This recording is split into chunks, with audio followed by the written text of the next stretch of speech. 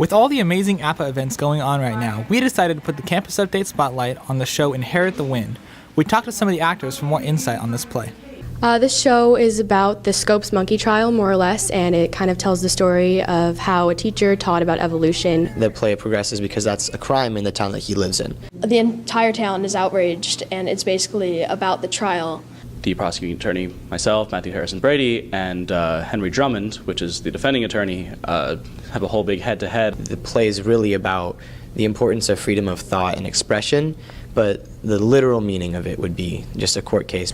Show has a lot more of a grounding for all the characters, so there's actual research you can put into the actual people who are involved in the trial, and you can really get to know your characters and how they would play into the events that actually happened. Brady is a character in many ways different from any character I've had to play before, and it's been just a really fun ride having to flesh him out and having to figure out his little mannerisms and how he talks and such.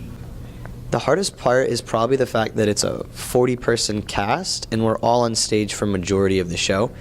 And I think the hardest part is to give everyone there like an equal amount of time, and like everyone's seen and everyone fits there perfectly. We have a lot of fun at rehearsal. We get what we need to get done. We learn our lines, we block the scenes, we rehearse the show. But there's a lot of fun and games and jokes and in between, and it's a really fun cast to work with. There's a scene where I have to hug the person playing Kate's because we're love interests in it, and there were a lot of roasts happening, and Chris Delfino, who plays Bertram Cates, goes, "Oh, she's so awkward," and then Jamie goes, "Oh, she's the awkward one," and that was kind of funny.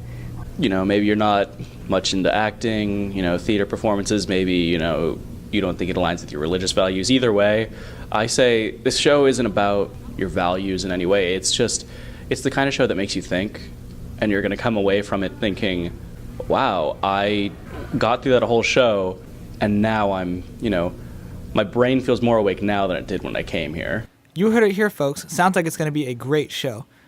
Be sure to pick up your tickets in either the HBAPA office or online at hbapa.org.